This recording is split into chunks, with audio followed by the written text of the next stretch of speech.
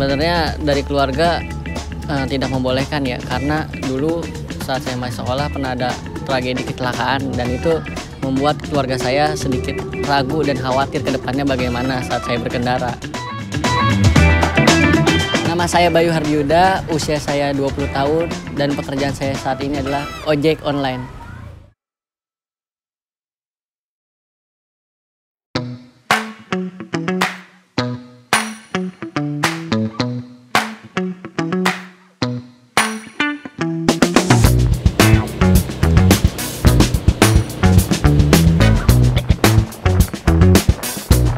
Saya menerjuni ojek online itu tahun kemarin di tahun 2022 saat saya baru lulus sekolah.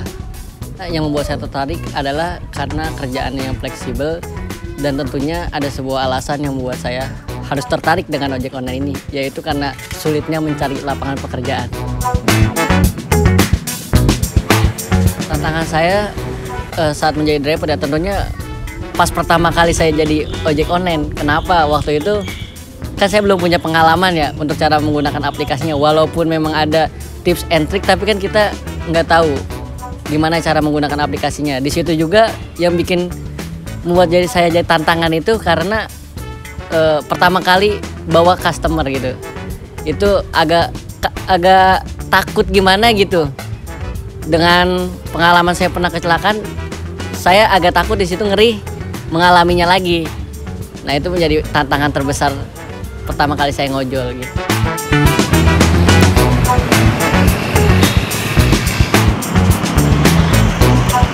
Cerita yang menarik waktu itu saya pernah nih ya Mbak ke Cipayung waktu itu antar seorang perempuan.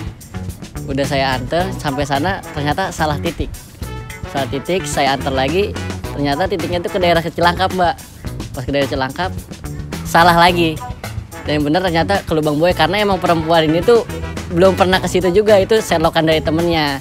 Dan di situ saya dikasih tip yang lumayan besar juga. Kalau saya dalam membangun hubungan ya komunikasi yang baik dengan penumpang ya, hal yang saya lakukan saya selalu nanya biasanya begini sih ya Kak, habis dari mana Mbak gitu. Cuman tergantung juga ngeliat orangnya lelah atau enggak. Kalau misalkan yang lelah kita tanya kan pasti risih tuh, agak gimana gitu, apaan sih ini Mas gitu.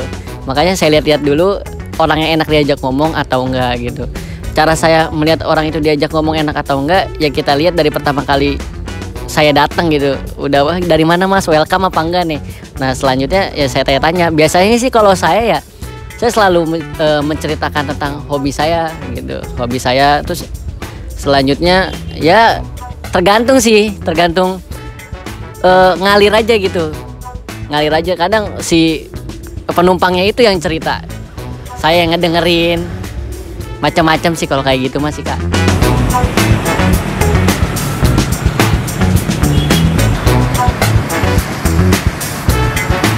Keamanan saya dalam berkemudi dan perlindungan untuk si penumpang, yang pertama saya selalu memperhatikan kendaraan saya fit apa enggak nih untuk bawa penumpang, aman atau enggak. Makanya di situ menjadi hal yang pertama selalu saya perhatikan, rutin ganti oli, rutin servis, sering-sering di steam. Itu membuat supaya penumpang juga jadi nyaman kan.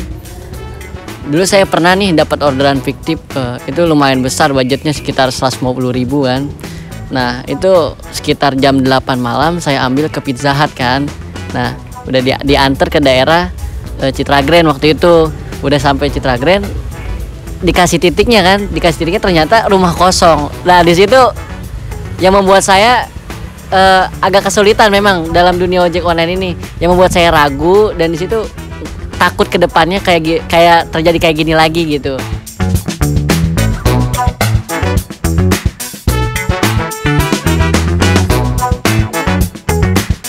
Jujur sih ya Kak, pas saya ngojol ini banyak hal-hal positif dalam hidup saya, terutama dalam kegiatan kehidupan sehari-hari yang biasanya saya nggak ada kegiatan gitu. Dengan ojol ini jadi ada kegiatan yang biasanya cuman muter-muter nggak jelas, saya bisa muter-muter tapi dapat uang juga. Saya bisa nabung untuk kuliah saya nanti gitu sih. Itu salah satu hal positif banget gitu dalam hidup saya. saya jauh dari keluarga. Karena kalau ojol kan jalan kemana-mana, kadang udah titik ini kok jauh lagi, lebih jauh lagi. Apalagi kalau kita emang ngejar yang namanya income gitu kan, ya terpaksa mau nggak mau gitu.